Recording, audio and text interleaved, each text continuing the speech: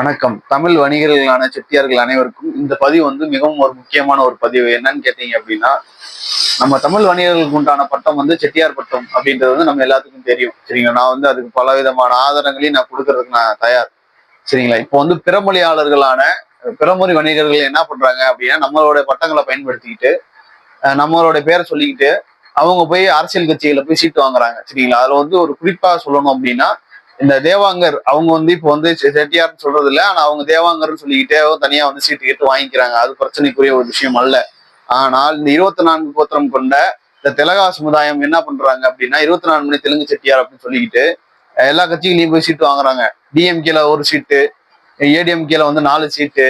9 லட்சம் மக்கள் தொகை கொண்ட ஒரு சமுதாயத்துக்கு தாவேகால 9 சீட்டு கொடுக்கறதுக்கான காரணம் என்ன அப்படின்னு, தமிழக வெற்றி கழகமா இல்ல வந்து திராவிட வெற்றி கழகமா இல்ல தெலுங்கர்கள் வெற்றி கழகமா அப்படின்னு தாவேகால வந்து பல லட்சங்கள் பல கோடிகள் இருந்தாதான் சீட்டு கொடுப்பாங்க அப்படின்னு ஒரு நிலையில 9 சீட்டுக்கு ஒரே சமுதாயத்தை சேர்ந்தவங்களுக்கு வந்து கொடுக்குறாங்களா அப்படின்றது வந்து ஒரு விஷயமா வந்து பார்க்கப்படுது. சரிங்களா? நமது மக்கள் முன்னேற்ற கழகம், சரிங்களா, நமது மக்கள் முன்னேற்ற கழகத்தினுடைய நிறுவனர் வந்து அவர் வந்து இதுக்கு முன்னாடி திராவிட மக்கள் முன்னேற்ற கழகம் அப்படின்ற ஒரு கட்சியை வந்து நிறுவி இருக்கிறாரு. சரிங்களா? அதுக்கு உண்டான வீடியோ ஆதாரங்கள் எல்லாமே எங்க கிட்ட இருக்குது. சரிங்களா?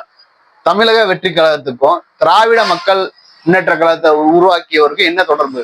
சரிங்களா? இது வந்து தமிழக மக்கள் ஆகிய நீங்கள் தான் வந்து விழிப்புணர்வோட இருக்கணும். சரிங்களா? இந்த தமிழர்களுடைய பேரை போட்டுக்கிட்டு தமிழர்களோட பட்டங்களை போட்டுக்கிட்டு பிறமொழியாளர்கள் செய்கின்ற அட்டுழியங்களும் அராஜகங்களும் வந்து பெருகி கொண்டே போயிட்டு இருக்குது. சரிங்களா? தமிழ் வணிகர்கள் வந்து யாருக்குமே வந்து அரசியல் அங்கீகாரம்ன்றதே கிடையாது. ஆனா தமிழ் வணிகர்கள் தான் தமிழ்நாட்டுல மக்கள் தொகையில அதிகமா வாழக்கூடிய ஒரு சமூகங்கள்.